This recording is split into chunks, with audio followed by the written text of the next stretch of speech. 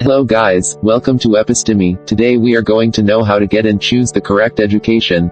Education is an opportunity, nothing more.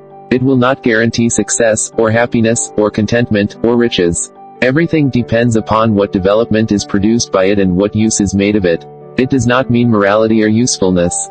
It may make a man more capable of doing harm in the world, for an educated scoundrel is clearly more dangerous than an ignorant one. The aim of education is purely utilitarian, and is expressed more clearly by the word power than by any other.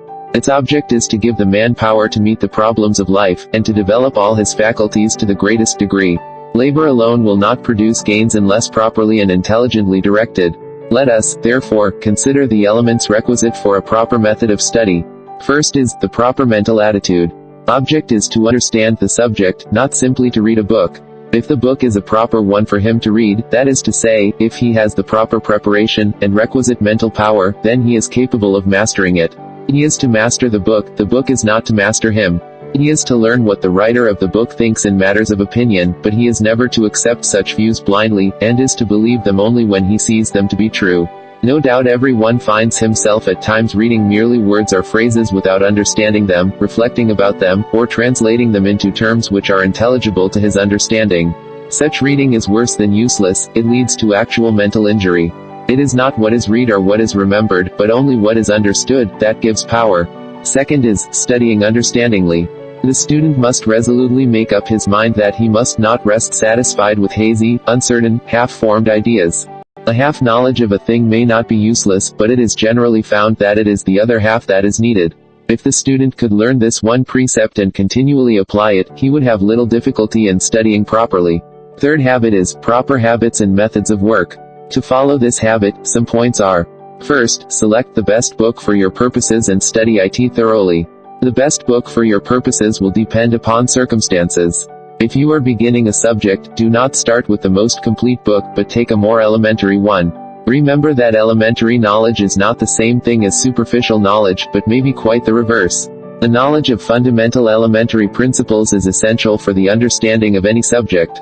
These should be obtained first from some elementary book, and made to form a skeleton or framework, upon which the more elaborate portions of the subject may be hung in their proper places. In large books there will be found too great detail for the beginner, and he will be discouraged by having too many things thrust upon his attention at once. Second, do not study too many subjects at once. When studying any one subject you should, for the time being, concentrate your entire attention upon it, as already explained, but the mind is rested by change of occupation which comes by passing from one study to another of a different kind.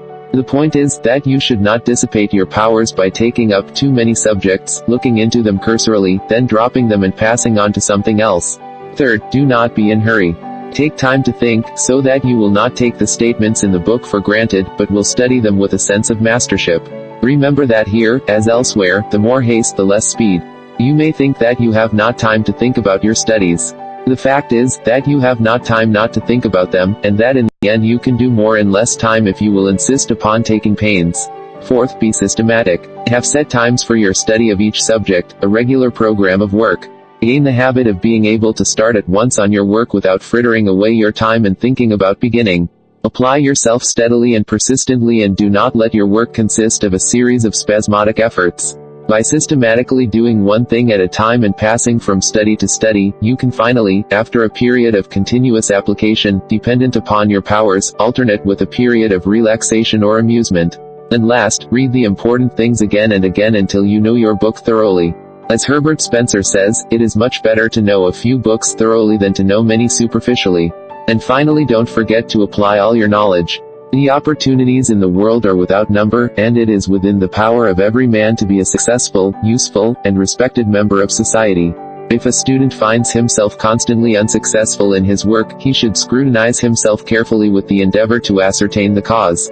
He should not be too quick to conclude that he is on the wrong track, but should consult friends and teachers with frankness and sincerity.